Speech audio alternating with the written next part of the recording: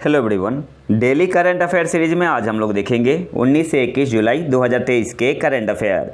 तो आते हैं आज के पहले करंट अफेयर पे। वर्ष 2023-24 के दौरान 30/6/2023 तक भारत में कुल कितने गीगावाट नवीकरणीय ऊर्जा क्षमता स्थापित की गई है। यहाँ पे मैं ऑप्शन नहीं पढ़ूंगा, सीधे आंसर बता रहा हूँ। ऑप्शन ए आपका यहाँ पे सही आंसर होगा 4.48 गीगावाट। वर्ष 2023-24 की बात हो रही है। वर्ष 2023-24 के दौरान 30/6/2023 तक भारत में कुल कितने गीगावाट नवीकरणीय ऊर्जा क्षमता स्थापित की गई है। तो ऑप्शन ए आपका यहाँ पे सही आंसर होगा 4.48 गीगावाट, जिसमें आपका 3.32 गीगावाट सोलर पावर था, 1.14 गीगावाट विंड पावर था, 0.01 गीगावाट स्मॉल हाइड्रो पावर था और 0.01 गीगावाट बायो पावर था। और अगर टोटल की बात करें 30/6/2023 तक a total of 176.49 gigawatt renewable energy capacity has been installed in the country. तो याद क्या क्या रखना है। अगर क्वेश्चन में पूछे वर्ष 2023-24 के दौरान 30/6/2023 तक भारत में कुल कितने गीगावाट नवीकरणीय ऊर्जा क्षमता स्थापित की गई है, तो 4.48 गीगावाट। और टोटल की पूछे अगर as on 30/6/2023 a total of 176.49 gigawatt renewable energy capacity has been installed in the country. अगले क्वेश्चन पे आते हैं। गंगा नदी और उसकी सहायक नदियों को पुनर्जीवित करने के लिए नमामि गंगे कार्यक्रम 2014-15 में 31 मार्च 2023 तक की अवधि के लिए शुरू किया गया था। कार्यक्रम को बाद में कब तक के लिए बढ़ा दिया गया, तो ऑप्शन सी आपका यहाँ पे सही आंसर होगा 31 मार्च 2026 तक। तो आपको याद क्या रखना है, नमामि गंगे कार्यक्रम लॉन्च कब हुआ था, 2014-15 में। तो जब लॉन्च हुआ था तो उस समय इसका डेडलाइन क्या था, 31 मार्च 2021 तक। बाद में इसे बढ़ा के कब तक कर दिया गया, 31 मार्च 2026 तक के लिए। इसके अलावा आपको याद क्या रखना है, नमामि गंगे प्रोग्राम के तहत जो बिहार में नंबर ऑफ घाट सैंक्शन हुए हैं, कितने हुए हैं, 56, जिसमें 49 घाट कंप्लीट हो चुके हैं। तो ये आपका एग्जाम में पूछ सकता है 69 बीपीएससी प्री में। तो आपको इस पॉइंट को याद रखना है। अगले क्वेश्चन पे आते हैं। प्रधानमंत्री कृषि सिंचाई योजना के बारे में थोड़ा देख लेते हैं। शॉर्ट में इसे लिखते हैं पीएम, प्रधानमंत्री कृषि सिंचाई योजना, PMKSY। तो अब इसके बारे में थोड़ा जान लेते हैं। जो प्रधानमंत्री कृषि सिंचाई योजना वर्ष 2015-16 के दौरान खेत में पानी की भौतिक पहुंच बढ़ाने और सुनिश्चित सिंचाई के तहत खेती योग्य क्षेत्र का विस्तार करने, खेत में पानी के उपयोग की दक्षता में सुधार करने और अस्थायी जल संरक्षण प्रथाओं को शुरू करने आदि के लिए शुरू की गई थी। तो ऑब्जेक्टिव क्या है प्रधानमंत्री कृषि सिंचाई योजना का, खेत में पानी की भौतिक पहुंच बढ़ाने, सुनिश्चित सिंचाई के तहत खेती योग्य क्षेत्र का विस्तार करने, खेत में पानी के उपयोग की दक्षता में सुधार करने, अस्थायी जल संरक्षण प्रथाओं को शुरू करने आदि के लिए शुरू की गई थी। और जो प्रधानमंत्री कृषि सिंचाई योजना है, यह एक व्यापक योजना है जिसमें जल शक्ति मंत्रालय द्वारा कार्यान्वित 2 प्रमुख घटक शामिल है। एक है आपका त्वरित सिंचाई लाभ कार्यक्रम, एक्सेलरेटेड इरिगेशन बेनिफिट प्रोग्राम, और दूसरा है हर खेत को पानी। अब यहाँ से एग्जाम में क्वेश्चन कैसे पूछेगा, आपसे एग्जाम में पूछ सकता है जो प्रोग्राम है त्वरित सिंचाई लाभ कार्यक्रम, एक्सेलरेटेड इरिगेशन बेनिफिट प्रोग्राम और हर खेत को पानी, किस योजना का घटक है। तो आंसर क्या होगा, प्रधानमंत्री कृषि सिंचाई योजना का, PMKSY का। तो यहाँ से आपको याद रखना है। इसके अलावा 2021-26 की अवधि के लिए प्रधानमंत्री कृषि सिंचाई योजना और हर एक खेत को पानी को सतही लघु सिंचाई और जल निकायों की मरम्मत, नवीकरण और बहाली के माध्यम से 4.5 लाख हेक्टेयर सिंचाई क्षमता के निर्माण के लक्ष्य के साथ मंजूरी दी गई है। कब से कब तक के लिए, अवधि क्या है, 2021 से 2026 तक के लिए। अगले क्वेश्चन पे आते हैं। भारत के इलेक्ट्रिक गतिशीलता में तेजी लाने के लिए नीति समर्थन और समर्थक, policy support and enablers to accelerate India's electric mobility सम्मेलन किसके द्वारा आयोजित किया गया। सही आंसर यहाँ पे होगा ऑप्शन बी, नीति आयोग के द्वारा। Policy support and enablers to accelerate India's electric mobility सम्मेलन किसके द्वारा आयोजित किया गया, तो ऑप्शन बी आपका यहाँ पे सही आंसर होगा, नीति आयोग के द्वारा। इसके अलावा एक्स्ट्रा करंट अफेयर है, जो present installed in nuclear power capacity है, ये आपका 2021 तक का कब तक का टारगेट है कि 2200 क्या बोलते हैं 22,480 मेगावाट तक करना है। क्या total installed nuclear power capacity, तो 2031 तक अभी कितना है 7,480 मेगावाट, इसे 2031 तक कितना कर देना है 22,480 मेगावाट। तो इस पॉइंट को आपको याद रखना है। अगले क्वेश्चन पे आते हैं। श्रीमती एस फांगनोन कोनियाक किस राज्य से उपाध्यक्षों के पैनल ऑफ वाइस चेयरपर्सन में नामांकित पहली महिला बनी? सही आंसर क्या होगा? ऑप्शन डी, नागालैंड से। श्रीमती एस फांगनोन कोनियाक किस राज्य से पैनल ऑफ वाइस चेयरपर्सन में नामांकित पहली महिला बनी? तो ऑप्शन डी आपका यहाँ पे सही आंसर होगा, नागालैंड। अच्छा, न्यूज में करंट अफेयर में क्यों बना हुआ है ये term? In A historic move, chairman Rajya Sabha Shri Jagdeep Dhankhar has nominated 4 women parliamentarians to the panel of vice chairperson, जिसमें जो श्रीमती एस फांगनोन कोनियाक है becomes the first ever woman from Nagaland nominated to the panel of vice chairperson। तो ये नाम आपको याद रखना है, ठीक है। और बाकी के 4 कौन है? तो एक तो है पीटी उषा, ठीक है, ज़्यादा डिटेल में नहीं जाना है। She is a member of the committee on defence, consultative committee for the ministry of youth affair and sports and committee on ethics, ठीक है। लेकिन ज़्यादा डीप में जाने की जरूरत नहीं है, मैंने टेलीग्राम में पीडीएफ डाल दिया है, आप वहाँ पे डिटेल में देख सकते हो। बाकी मैं नाम बता दे रहा हूँ, एक तो पीटी उषा है, दूसरी है एस फांगनोन कोनियाक, फिर एक है फौजिया खान और एक है सुलाता देव, ठीक है। तो ये 4 नाम आपको याद रखना है। अगले क्वेश्चन पे आते हैं। भारतीय तटरक्षक के 25वें महानिदेशक के रूप में किसे नियुक्त किया गया है? तो ऑप्शन है आपका यहाँ पे सही आंसर होगा, राकेश पाल। अगले क्वेश्चन पे आते हैं। किस मंत्रालय और भारतीय नौसेना ने प्राचीन सिले हुए जहाज निर्माण पद्धति, जिसे बोलते हैं टंकाई मेथड या टंकाई पद्धति, को पुनर्जीवित करने के लिए एक समझौता ज्ञापन पर हस्ताक्षर किए? तो सही आंसर होगा संस्कृति मंत्रालय और भारतीय नौसेना ने। ऑप्शन बी आपका यहाँ पे सही आंसर होगा। फिच ministry and the Indian navy sign an MOU to revive the ancient stage ship building method, Tankai method. तो ऑप्शन बी आपका यहाँ पे सही आंसर होगा, संस्कृति मंत्रालय ने। अगले क्वेश्चन पे आते हैं। अच्छा, इंपॉर्टेंट करंट अफेयर है। सुश्री निवृत्ति राय को इन्वेस्ट इंडिया के प्रबंध निदेशक और CEO के रूप में नियुक्त किया गया है। तो आपसे एग्जाम में पूछ सकता है इन्वेस्ट इंडिया के मैनेजिंग डायरेक्टर और नए CEO कौन बने हैं? तो उनका नाम क्या है? सुश्री निवृत्ति राय। तो ये नाम आपको याद रखना है, इंपॉर्टेंट है, पूछ सकता है एग्जाम में। अगले क्वेश्चन पे आते हैं। किस विभाग ने पीने योग्य पानी की बोतलें और लौ पैदा करने वाले लाइटर के लिए गुणवत्ता नियंत्रण आदेश जारी किए? तो ऑप्शन सी आपका यहाँ पे सही आंसर होगा, DPIIT, उद्योग और आंतरिक व्यापार संवर्धन विभाग, शॉर्ट में क्या बोलते हैं, department of promotion of industry and internal trade, DPIIT। अगले क्वेश्चन पे आते हैं। किस राज्य या केंद्र शासित प्रदेश ने प्रधानमंत्री जन आरोग्य योजना मुख्यमंत्री अमृतम योजना का उन्नत संस्करण लॉन्च किया? तो ऑप्शन ए आपका यहाँ पे सही आंसर होगा, गुजरात ने। अगले क्वेश्चन पे आते हैं। म्यांमार में 12वें आसियान भारत शिखर सम्मेलन के दौरान प्रधानमंत्री नरेंद्र मोदी ने एक्ट ईस्ट पॉलिसी की घोषणा की थी। एक्ट ईस्ट पॉलिसी का उद्देश्य क्या है, ऑब्जेक्टिव क्या है? तो इसके बारे में थोड़ा सा डिटेल देख लेते हैं, हल्का सा एक ओवरव्यू। इससे पहले इस पॉलिसी का नाम था look east policy. Look east policy ये आपका आया था, उस समय सरकार थी PV नरसिम्हा राव, शायद 91 या 92 की बात है, ठीक है। फिर 2014 में जब मोदी जी की सरकार आई तो 2014 में इस पॉलिसी का नाम चेंज करके क्या कर दिया गया, एक्ट ईस्ट पॉलिसी।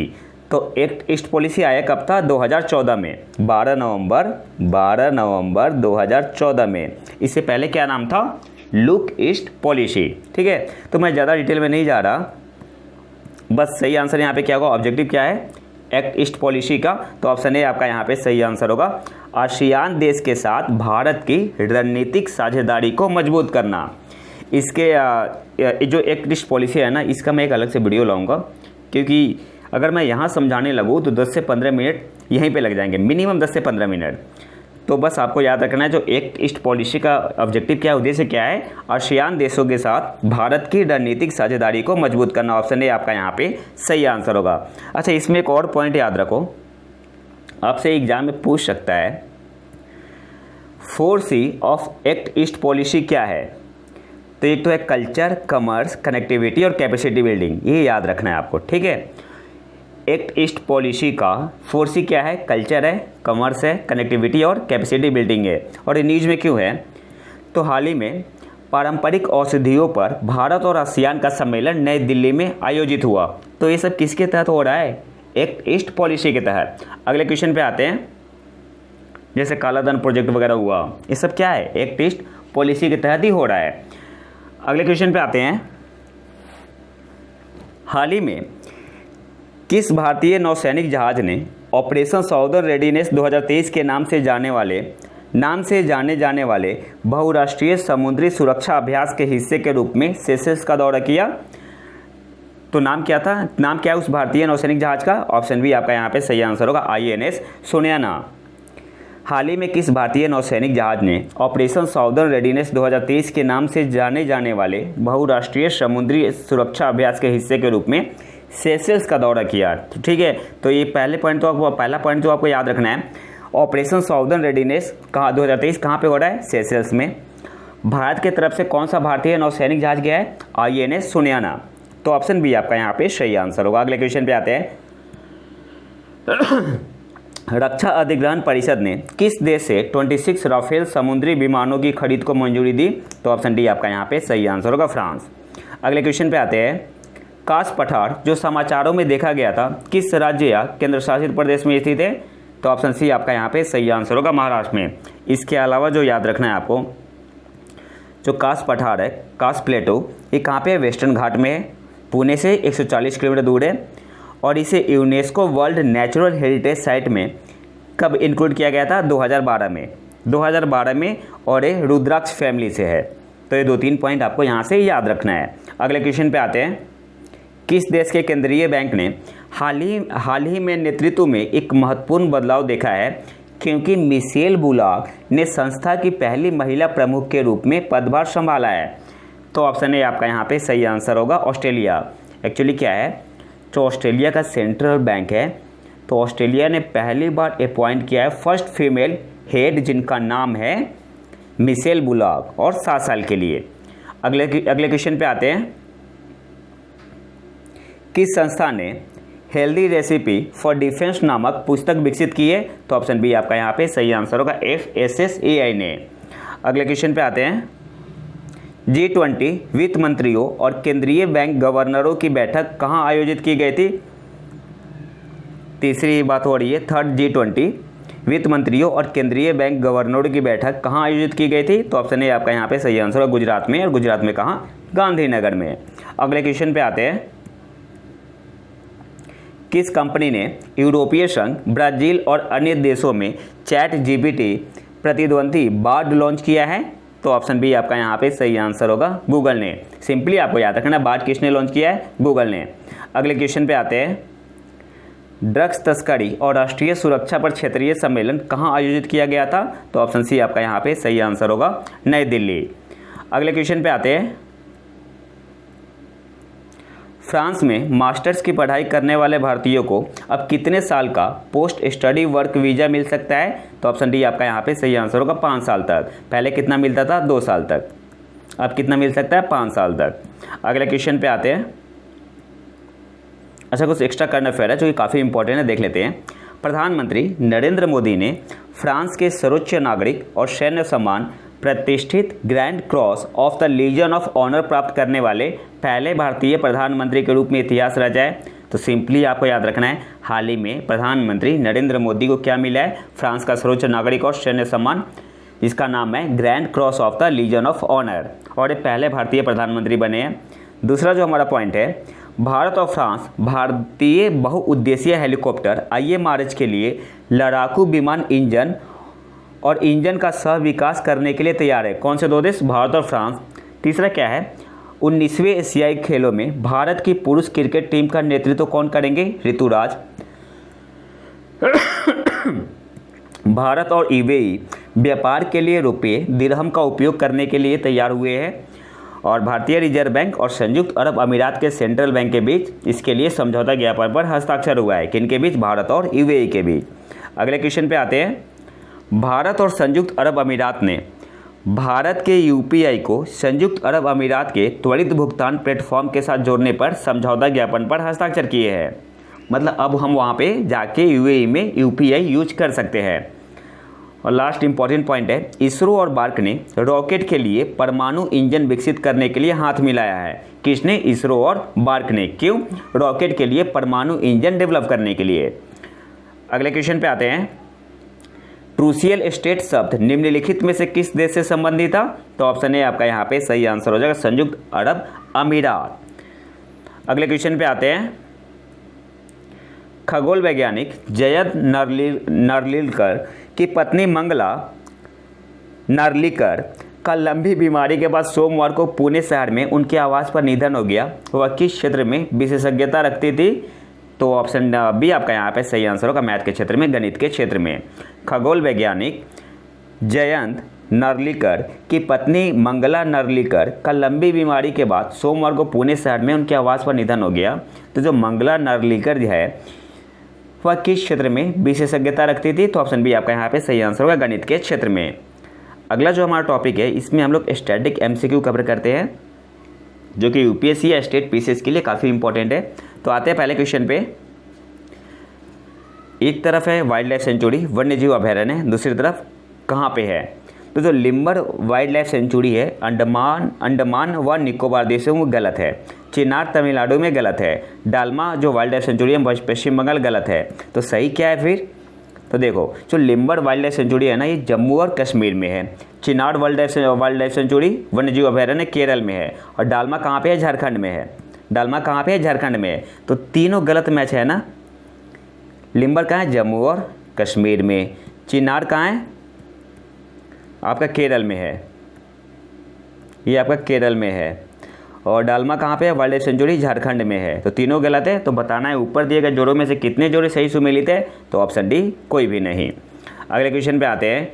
निम्नलिखित में से कौन सा रुपये के मूल्यह्रास डिप्रिसिएशन ऑफ द रूपी का प्रभाव है? अब देखो डिप्रिसिएशन ऑफ द रूपी क्या है कि मान लो कि अभी $1 या आज से 1 साल पहले $1 कितने का था? $1 70 रुपये। अब कितना हो गया $1? अप्रॉक्स 80 रुपये। तो यहाँ पे क्या हुआ? डिप्रिसिएशन ऑफ द रूपी हुआ। अब देखो इससे इंपोर्ट पे क्या फ़र्क पड़ता है। अब मान लो हमें कुछ चीज़ बाहर से ख़रीदना है, ठीक है, $100 का सामान हमने कुछ बाहर से परचेज किया, इंपोर्ट किया, ठीक है। तो हमें कितना देना होता? तो $1 70 रुपया, तो 70 कितना हो गया? 7000 हो गया ना। हमें क्या देना होता?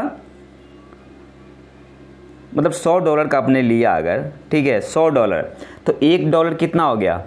70। तो $100 कितना हो जाएगा? मल्टीप्लाई कर दो ना कि 70 100 ये 7000 रुपया हो गया ना, ठीक है। अब मतलब $100 का सामान आपने खरीदा तो इसके बदले आपको कितना देना होगा? 7000 रुपये। अब वही इस समय आप खरीदोगे तो $100 का ही सामान खरीदा आपने, $100 का सामान खरीदा। अब कितना दोगे आप? अब दोगे 8000। तो इसका मतलब क्या हुआ? इंपोर्ट क्या हो गया? महंगा हो गया, ठीक है। तो पहला स्टेटमेंट क्या है? वस्तुओं और सेवाओं का आयात इंपोर्ट सस्ता हो जाता है, गलत है। महंगा हो गया ना, यहाँ तो कॉस्टली हो जाएगा, तो पहला आपका गलत है। दूसरा क्या है? वस्तुओं और सेवाओं का निर्यात एक्सपोर्ट प्रतिस्पर्धी हो जाता है, तो हाँ ये बिल्कुल सही है, दूसरा आपका सही है। तो हमें बताना है नीचे दिए गए कोड का उपयोग करके सही उत्तर चुनें। सही आंसर क्या होगा? और तो पहला तो गलत है, दूसरा सही है, तो ऑप्शन बी आपका यहाँ पे सही आंसर हो जाएगा, ओनली 2, ठीक है। When the rupee depreciate importing goods and services become costly, ठीक है, इसलिए आपका स्टेटमेंट 1 जो है सही नहीं है। और दूसरा जो है export of goods and services specially in the United states export becomes more competitive because depreciation make these product cheaper for foreign buyers. ठीक है, इसलिए आपका सेकंड स्टेटमेंट जो है वो सही है। तो यहाँ पे सही आंसर क्या हो जाएगा, ऑप्शन बी वनली 2। अगले क्वेश्चन पे आते हैं। निम्नलिखित में से किस संगठन ने चीन की बेल्ट एंड रोड पहल के बेहतर विकल्प के रूप में बुनियादी ढांचे, डिजिटल और जलवायु परियोजना में 2027 तक वैश्विक स्तर पर $340 बिलियन का निवेश करने की योजना का अनावरण किया?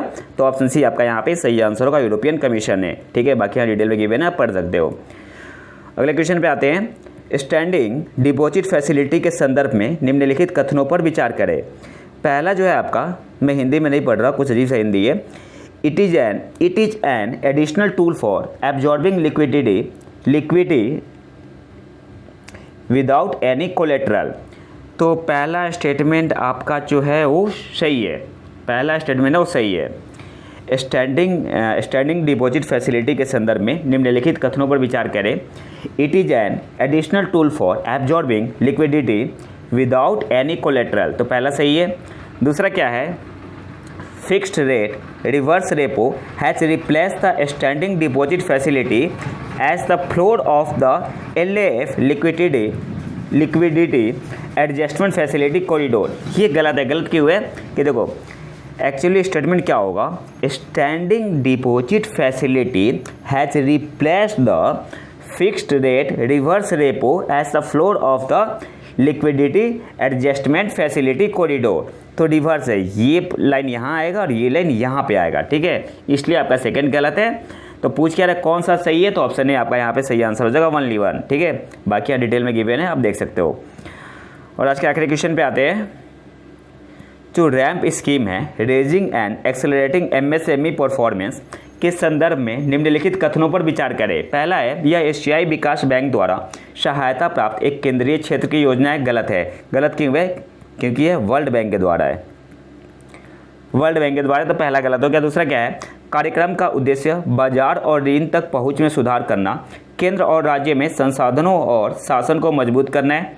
तो हाँ, सेकंड सही है। तीसरा क्या है, the programme will not address issue of delayed payments and the greening of MSME, तो गलत है। गलत इसलिए है कि यहाँ पे नॉट नहीं होगा। The programme will address issue of delayed payments and the greening of MSME, तो तीसरा भी गलत हो गया। पूछ रहे कितने कथन सही है, तो ओनली 1 आपका यहाँ पे सही आंसर होगा, ऑप्शन ए ओनली 1। बाकी यहाँ पे डिटेल गिवन है, PDF मैंने डाल दिया है टेलीग्राम चैनल पे, आप वहाँ पे जाके देख सकते हो। ठीक है, तो अगर आपको इसका PDF चाहिए तो आप हमारे टेलीग्राम चैनल प्रतीक को ज्वाइन कर सकते हैं।